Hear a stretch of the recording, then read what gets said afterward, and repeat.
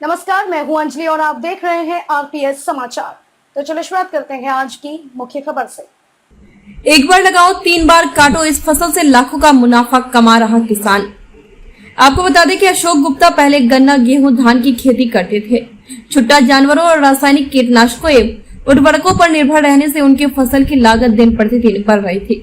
इस बीच उन्होंने औषधीय फसलों की खेती की शुरुआत की।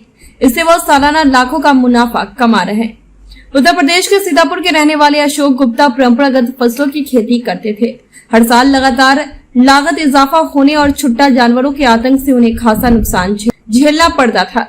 ऐसे में किसी ने उन्हें औषधीय फसलों की खेती करने की सलाह दी। अब अशोक औषधीय फसलों की खेती से सालाना लाखों का मुनाफा कमा रहे हैं। घाटे का सौदा साबित हो रही थी खेती। अशोक गुप्ता ने मीडिया से बात करते हुए बताया कि पहले वह गन्ना, गेहूं, धान की खेती करते थे, लेकिन छुट्टा जानवरों के चलते वह रासायनिक कीटनाशकों एवं उर्वरकों पर निर्भर रहने से उनकी फसल की लागत दिन प्रतिदिन बढ़ रही थी। खेती उनके लिए घाटे का सौदा साबित हो रही थी। कई बार खेत के चारों तरफ तारों की फेंसिंग भी कराई, लेकिन इसके बावजूद जानवर उनकी फसल को चट कर जाते थे।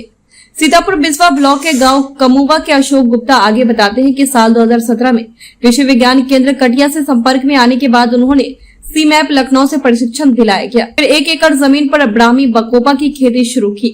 आज वो 1 एकड़ में सालाना 2 से 3 लाख रुपए आसानी से कमा रहे हैं। इसके अलावा जिले में अन्य लोगों को औषधीय खेती के बारे में जागरूक कर रहे हैं।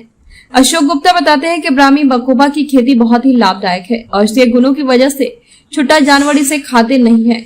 वही दूसरी ओर 1 एकड़ में सिर्फ 20 से 25 हजार रुपए की लागत आती है। इस फसल को एक बार लगाने के बाद साल में 3 बार कटाई कर सकते हैं। इसके अलावा इसके साथ सौफसली के तौर पर मक्का, अरहर की बुआई कर सकते हैं। अशोक गुप्ता बताते हैं कि ब्राह्मी बकोपा की खेती बहुत ही लाभदायक है। औषधीय गुणों की वजह से छुट्टा जानवर इसे खाते नहीं है। वहीं दूसरी ओर 1 एकड़ में सिर्फ 20 से 25 हजार रुपए की लागत आती है। इस फसल को एक बार लगाने के बाद साल में 3 बार कटाई कर सकते हैं। इसके अलावा इसके साथ ही सौफसली के तौर पर मक्का, अरहर की बुआई कर सकते हैं। औषधीय खेती में दिखा लाभ तो ठेके पर जमीन लेकर बढ़ाया दायरा। प्राकृतिक रूप से उत्पादित औषधीय फसल उत्पादन से उत्साहित होकर वर्तमान में अशोक गुप्ता ने 4 एकड़ जमीन किराए पर लेकर ड्रैगन फ्रूट,